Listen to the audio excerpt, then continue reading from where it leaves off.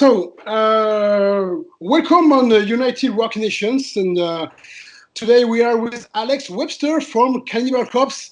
Thank you very much to be with me, Alex. How are you? I'm doing good, and thank you so much for having me here today. I really appreciate it. Yes, but yeah, the same for me. Like I told you before the interview, it's a very great honor for me to be with you for this interview because I listened to you and Cannibal Corpse for more than 30 years. So Yeah. my first question is about that. 33 years from for Cannibal Corpse, 15 album with this new album, Violence and Unmanaged, out this Friday, so the 16th, all around the world. What is your feeling for you, Alex, when you watch back your career, you will watch back Cannibal Corpse, the success with this kind of music, because it wasn't very easy to play brutal death metal maybe Yeah, 30 yeah, years ago. So what's your feeling, yeah. Alex? Well, it's, of course, 15 albums and having a career that's more than 30 years is something we never could have imagined. It wouldn't have seemed possible at that time when we started.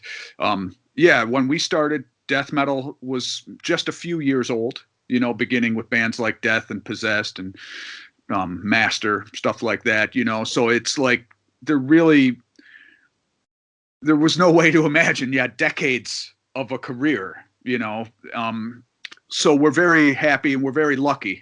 We've had a lot of good luck on our side, and we've also tried to work hard and stay consistent. But yeah, we're just very grateful to our fans for making it possible.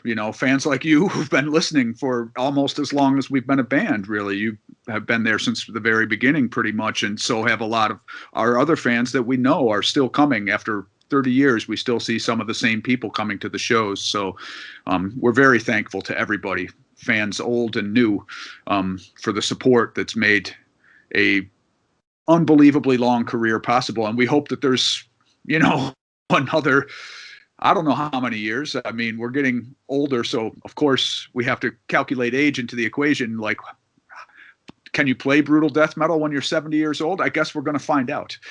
That's less than 20 years away. So we don't have any plans to quit. But yeah, nobody could be more surprised by our career than us and how long it's gone. We didn't expect anything like this. So we're extremely happily surprised by how everything has turned out. This is a good star on your head. This is a good star on Cannibal Corpse since maybe 30 years and a lot of works, because all your albums are very different. And so with this new album, Violence and Imagine, when I listened to it, so last week, we can feel a new energy. We can feel an evolution in your music. So for me, it's very amazing, because after 15 albums, you managed to be new. You managed to have good music. So could you explain to us how do you work to have this new energy and this amazing album? Oh, thank you. I think we've always managed to stay enthusiastic about the band because we still love death metal. It's just a kind of music that we love, and we love to create music. I think that's something that it's never a problem for me personally, and I think the other guys too, to be excited about, and that's the actual creation of the songs. It's so much fun to write music. And then, you write the song, like in our case, in our band, we pretty much were writing the songs alone. Eric writes his songs on his own in his home studio. Same for me. Rob will work at his home studio and also work with Paul. And we write these songs, but when you hear the whole band playing them, it's such a satisfying thing. So it's really one of the, I love to play live shows, and working in the studio is challenging, but fun. But really the most fun to me is the creative part. That's one of my favorite things, is actually creating the songs. So we're always very enthusiastic about that. That's when being able, we only do this every few years. So after touring for 3 years, which is of course super fun. We love to tour, but we tour for 2, maybe 3 years on and off, and then we're really ready to create again. We've had a break from writing, so then we're ready after a couple years of touring and playing the songs that we already wrote. So I think we just remain excited about it because we love it. And then also something that we really have to mention for this album is having Eric Rutan join the band adds some new energy, because he's just a super hardworking guy, very positive person, very, very energetic. So we were already a band that enjoyed working hard and loved writing this music, but then having him join, it adds even more energy. So we're feeling really positive about the future. Like I said, we don't know if physically it's really possible to play death metal when you're 70, but we're ready to try and get there. Let's see what happens. I think you could, because you are more, I don't know what how old are you? 50 maybe. I'm 51. Yeah. 51. You and with Paul and the other guy, you are always playing very, very fast and very aggressive.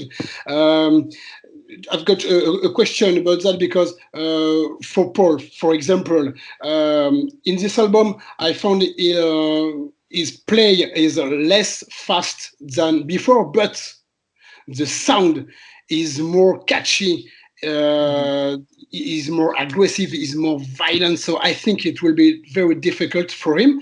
How do you play? How do you work to have this sound and to have this,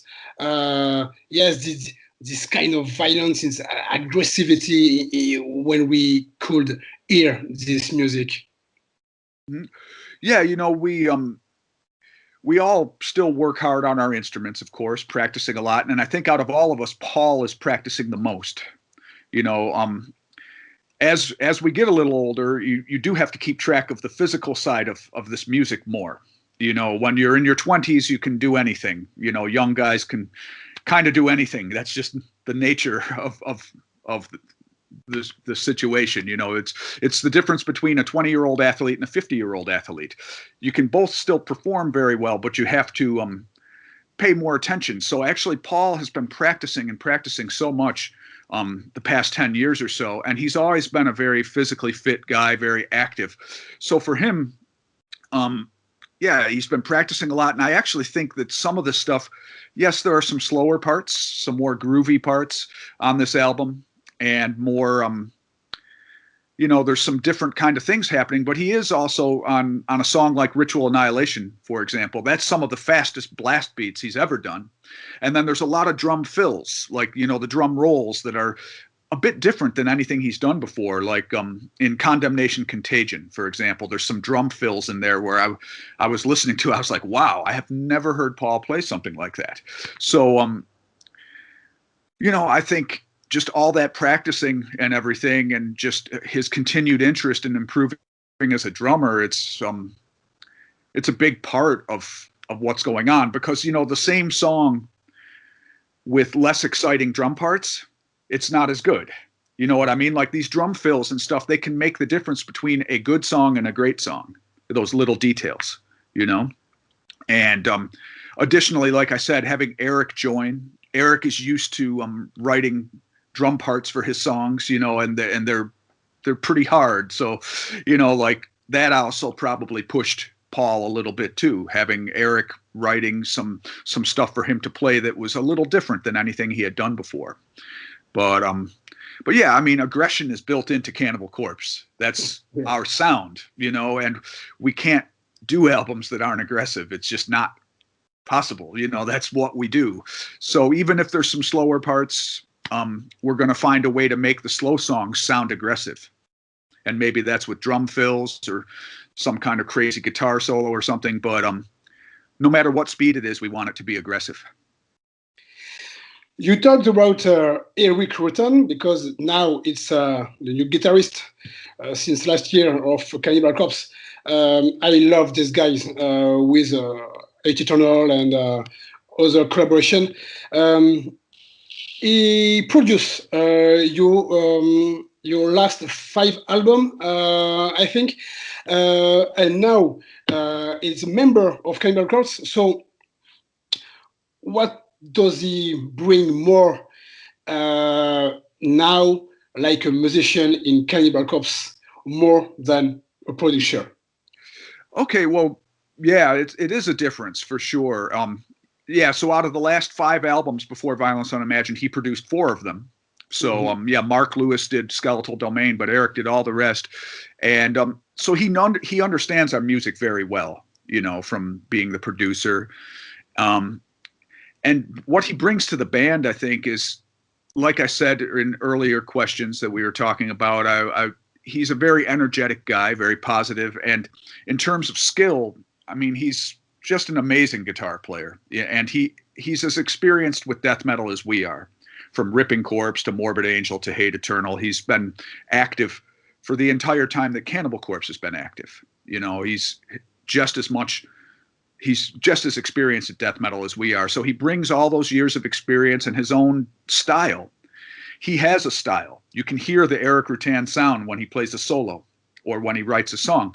So it was important, because he has his own style, it was important for us that he also understood our style. But of course he did, because he had produced so many of our albums. He also toured with us for a year before joining, first as a temporary guitar player and then became a permanent one. So when you play a band's songs for a year, you get a even better understanding, I would think, of what, you know, how we write and what our music is. So yeah, he brings all those skills, you know, the years of experience into the band and his own style, and it's meshing together with the existing Cannibal Corpse style. And I think you can hear that on Violence Unimagined. You can hear it's a Cannibal Corpse album 100%, but it's a Cannibal Corpse album with Eric Rutan in the band. Yes. If we you know, can hear, yes, we can listen to in the sound of the guitars and the ambience, because yes. it's very nefast. It's very nefast, it's very brutal, very nefast, like Hate Eternal. So we can notice, you're right, the Eric Rutan touch. Yes, and he, like I said, he does have such a good understanding of Cannibal Corpse, though, that the songs he wrote, which are Condemnation, Contagion, Ritual, Annihilation, and Overtorture, they're Cannibal Corpse songs. He wrote them for us, and they don't sound like Hate Eternal, really. Yeah. You can still tell it's Eric, but they're Cannibal Corpse songs. They're not Hate Eternal songs, or, you know what I mean? Like, he understands that there's a clear difference between Hate Eternal's style of death metal and Cannibal Corpse's style of death metal. And he understands that when he writes with us. So, and of course, he's going to keep Hate Eternal going too, when he has time to, between working with us. But yeah, they're both death metal, but they're both different styles. And it was important for, you know, that he knew the difference. And of course he did. So we're really happy to have him on board. Yeah, he's got a style. I could speak about it, but it's actually better to listen. But I would say that there's some sort of very the dark side of classical music comes out in how he writes and plays a little bit. That's just my opinion. Maybe he would tell it a different way, but that's kind of how I feel about it. And usually, when you wrote songs for Cannibal Corpse, it was you and Paul. So now there is Eric. It wasn't difficult for you to play these 3 songs only wrote by Eric. For you, it's your band. Yeah, no, there were some difficult parts. Yeah, I think it was hard for Paul. It was hard for me. It'll be hard for Rob when we play one of those songs live. I mean, everybody's songs that someone else wrote are always hard. Like the songs that Rob writes are always harder for me than the songs that I write. You know, I write something and it's usually pretty comfortable for me. I wrote it, you know, so it should be. But when Rob writes a song or Eric writes a song, it's always harder. And of course, Eric does write really hard stuff. So, yeah, it was hard. Like some of the stuff in Overtorture, I had to make a little bit easier bass part for certain things. I try to play, it's the death metal style to try and have the bass and the guitar be pretty close to each other. But sometimes you have to simplify a bass part, at least a little bit, either because it's too hard to play exactly what the guitar is doing, or it doesn't sound good, even if you can play it. So, yeah, there were certain things I had to simplify on his songs because the rhythm guitar parts are just flying very fast, you know. So I made adjustments, and it was fine, but it took some work, definitely. You talked about Over Torture because Over Torture, it was an amazing song. Wow, Yeah. violence of this song. When I did the review from this album last week for United Rock Nations, yes, I told that Over Torture, this is the paroxysm of the violence, and Yeah. And the album is not finished because after this song there is another song, the 11th song, and it's it's amazing. Excellent. Yes, amazing. So let's talk about the album in the completely. What is the concept of Violence Unimagined? Well, there's not really, you know, we never really did concept albums exactly, but I think the idea with Violence Unimagined, and it's similar to what we've been doing throughout the years, is to just have an album where it's pure death metal, Cannibal Corpse style, but each song has its own identity. And it's helpful that we have, you know, Rob writing 4 of the songs musically, and then me writing 4 songs musically, Eric writing 3 songs musically, and then Paul did some lyrics for a couple of the songs. So there's a lot of, it's not just 1 or 2 songwriters trying to think of all these fresh ideas. It's 4 of us working together with all these ideas. And it's, you know, it's helpful. And we all have a conscious thing like, okay, if I'm going to write a fast song, then the next one should be slow or a little slower or different somehow. Because we want the album, when you start listening, you hear one song and then the next song should be quite different. You know, like different enough that you're interested. Oh, wow, okay, now this is different. And then it should go that way for all 11 songs. We don't really, we've done albums where it's kind of one fast song after the other, and that's also okay.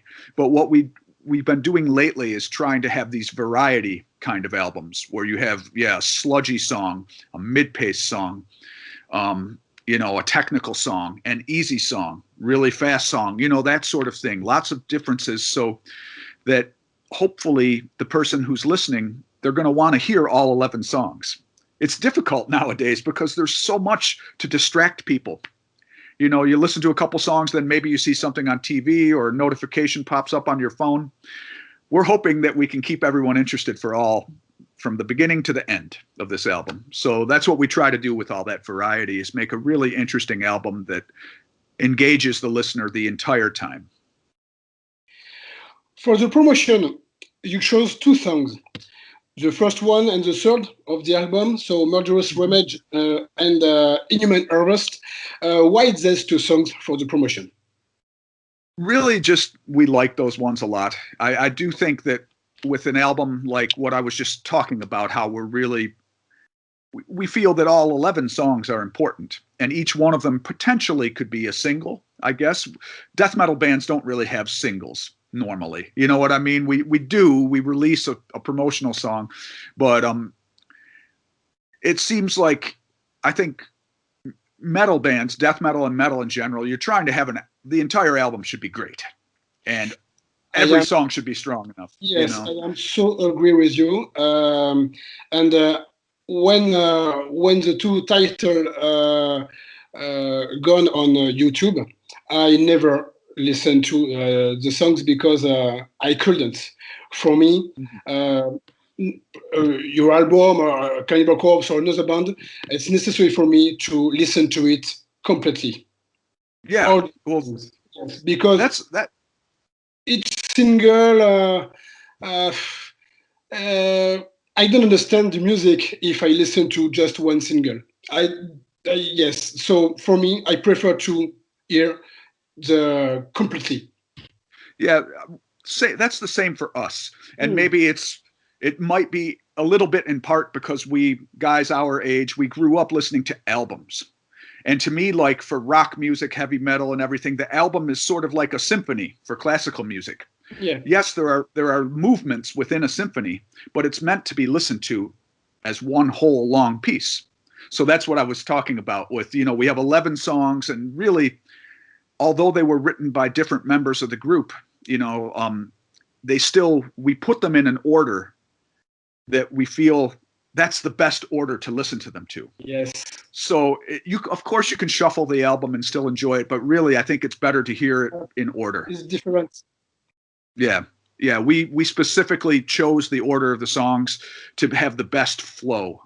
Yeah. And you know, like we wouldn't want two really fast songs to be next to each other. It's got to, or if they're fast, they have to sound quite different in some way. You know what I mean? So yeah, the order of the songs, the sequence of the songs, it was very important to us. Yes, I agree with you. Yes, it's very, very important.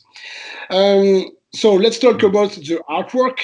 So Vince Locke, the sixth member of Cannibal Corpse, Yes. because he did all your artwork. So how did he work for this new artwork, and how do you work with him to have this this mother who is eating his baby in the I know it's in the first the first artwork. Yeah, no, it's a really brutal cover.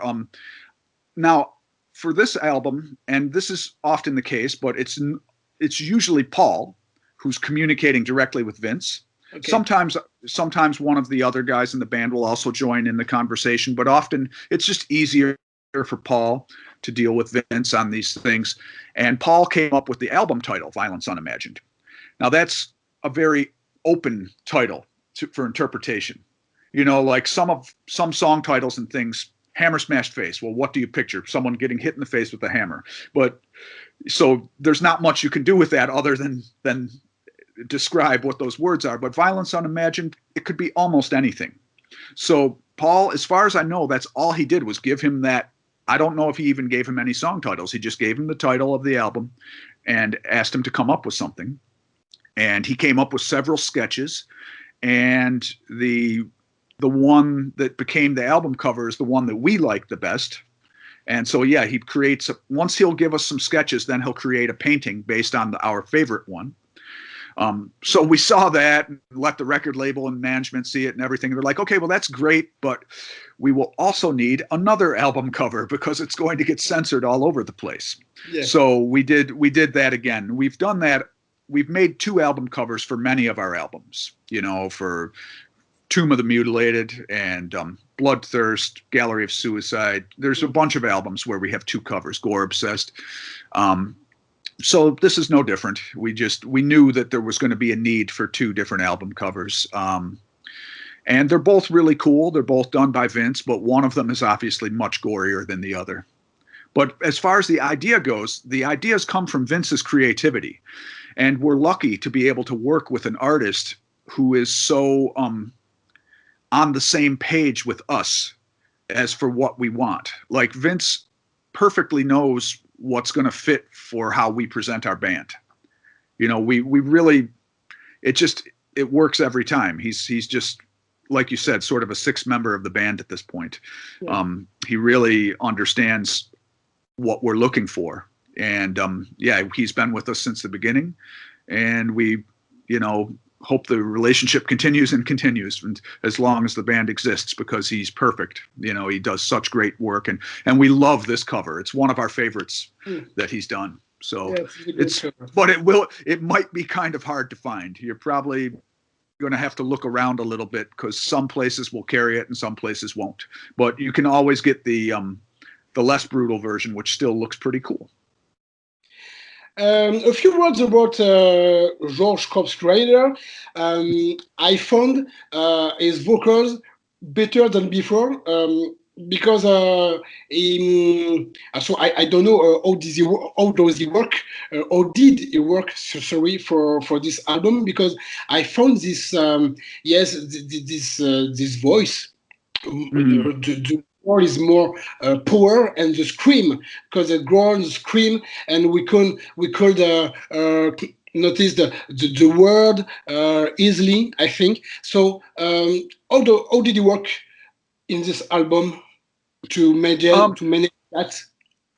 I actually can't answer that question very well because, as you might have seen in the press release for our album, I actually was the one guy in the band. I live outside of Florida now and pretty far away over in Oregon. So I recorded my bass for this album. Because of the pandemic, I recorded in my home studio, and the other guys recorded down in Florida. So I wasn't there when George was recording with Eric. But I agree that he sounds, I mean, he always sounds great, but I really think he sounds just super powerful on this album. He did such a great job. I'm not sure why, though. That's really a question that, because Eric is the one who's working with him, working with George in the studio, he would be the one, you know, either Eric or George would be the guys to ask. But yeah, he did a great job. I'm not sure what he did differently, though, to prepare, but just, yeah, George was definitely in peak form on this album. Oh, really yes, good. yeah. Yeah, very good, very good. Yes, I think so. So because of the pandemic, live is not possible now. So do you schedule live streaming? Because a lot of bands did that since 1 or 2 years. So do you want to do the same in order to promote this album or not? You know, it's something we've been talking about, and we're not sure yet. We're going to wait a little bit, and we'll see. We're hoping to resume touring in early 2022. But if we get to maybe, let's say, September or October, and it still looks like it's going to be impossible to start touring, then we'll probably do a live stream. Right now, we don't have one scheduled or anything. But like I said, it's something that we might do. It is something that'll take a little work. Of course, I'm over here on the other side of the country. So if we did go and do a live stream, maybe if I fly to Florida to do that, then I'll do more than one. You know what I mean? Like, we would have to think about those things. But yeah, we might do it. We'll see, though. If we're able to go back on tour, that's really what we want to do, because doing a live show without the audience in front of you, we've never done something like that.